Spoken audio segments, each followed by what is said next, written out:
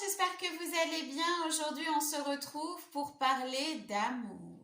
Aimer l'amour ou aimer d'amour, quelle est la différence et surtout où est-ce que je me situe et comment faire pour m'épanouir au niveau sentimental? Eh bien, c'est la réponse que je vais vous apporter aujourd'hui dans cette vidéo. Bonjour à tous, je suis Nelly Gassian, psychanalyste holistique, psycho-énergéticienne, hypnothérapeute et encore bien d'autres choses.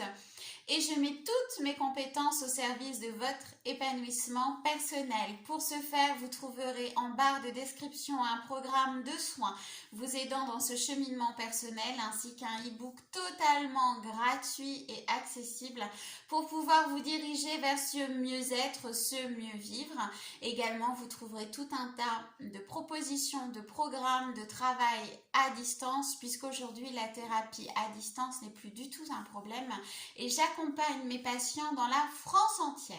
Présentation faite, allons-y, parlons d'amour. Donc, qu'est-ce qu'un amoureux de l'amour? Eh bien, c'est une personne qui va attendre de son compagnon ou de sa compagne, de son autre, pour parler plus simplement, qu'il comble un vide, un manque de quoi? Eh bien forcément un manque d'amour. Donc il va être en recherche inconsciente de ce genre d'autres, de compagnes ou de compagnons, qui sera en capacité de combler finalement tout ce manque d'amour qu'il n'a pas reçu, donc lié forcément à des blessures émotionnelles d'enfance comme l'abandon, le rejet ou encore l'humiliation.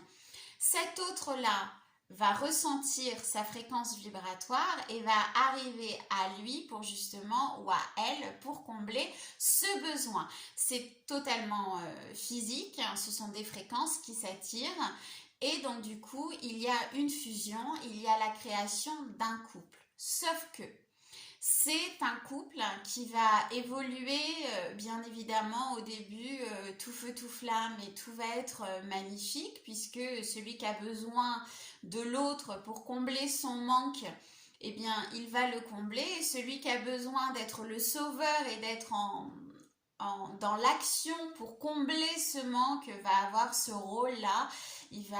Il ou elle va même dire je le porte, je suis constamment en train de l'aider, je suis constamment en train de l'aider à s'élever, je suis constamment, voilà, c'est le sauveur, c'est un peu le sauveur et la victime.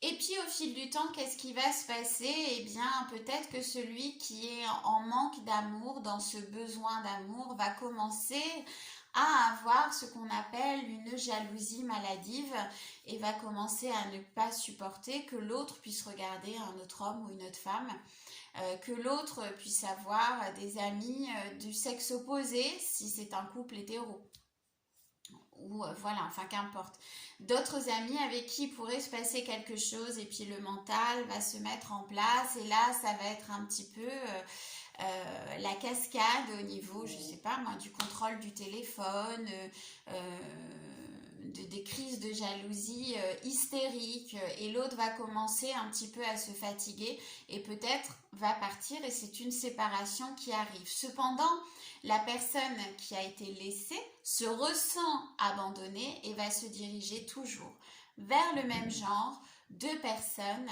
Pourquoi? Mais parce qu'à chaque fois, elle aura besoin de combler justement ce manque. Elle ne sera pas forcément amoureuse, mais le fait d'avoir le sentiment d'être aimée va lui faire croire, va lui faire penser, va lui faire ressentir qu'elle est amoureuse, puisque pour elle, le fait qu'on comble ses besoins va être un sentiment d'amour, alors que ce n'est pas du tout ça. Pour l'autre, pour celui qui a quitté, ben, qu'est-ce qu'il va faire? Eh ben, il va se retrouver exactement un compagne ou une compagne ou un compagnon exactement dans la même fréquence. Pourquoi? Ben parce que ces fréquences-là s'attirent, c'est parfaitement physique.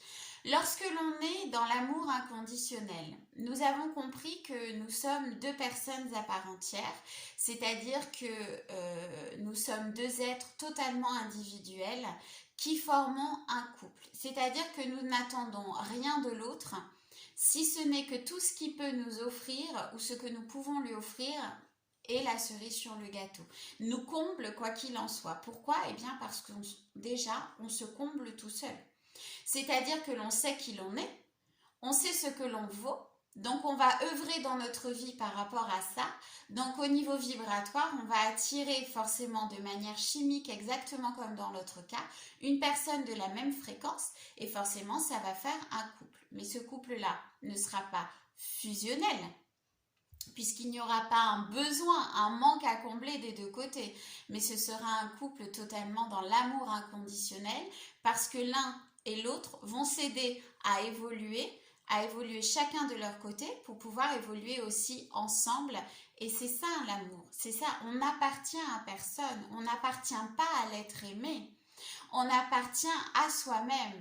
Donc celui qui nous aime voit qu'on a envie d'évoluer dans X, par exemple au niveau professionnel, eh bien il va nous aider à nous élever au niveau professionnel, à devenir la meilleure version de nous-mêmes, tout comme nous allons l'aider à devenir la meilleure version de lui-même.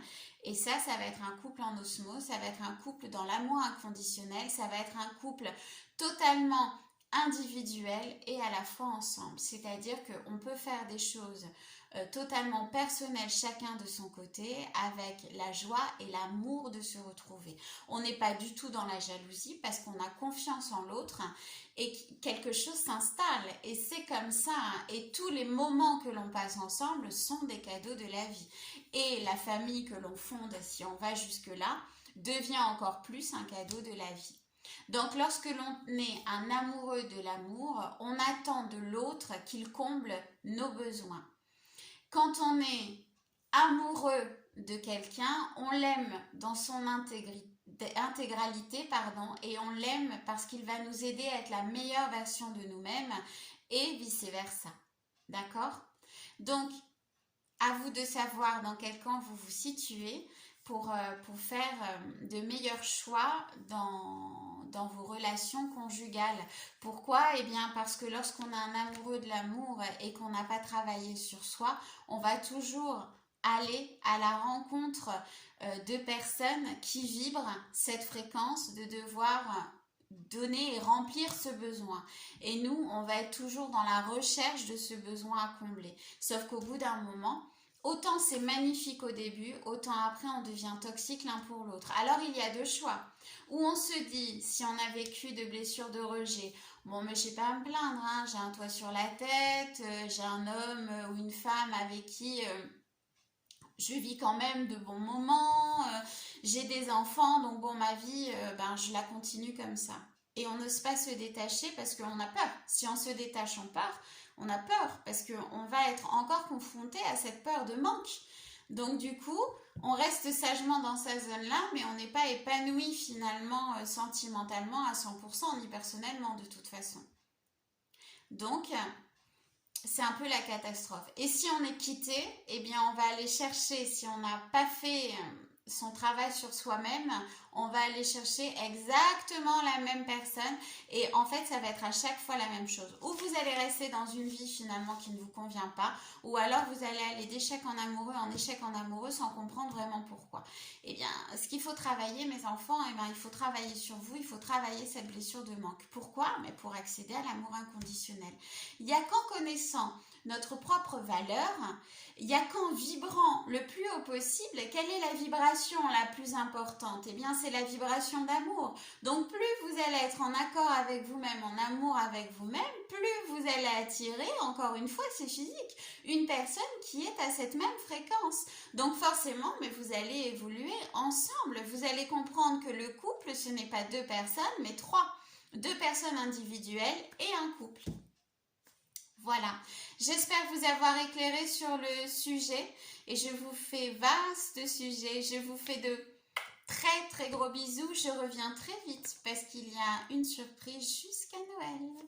Bisous bisous.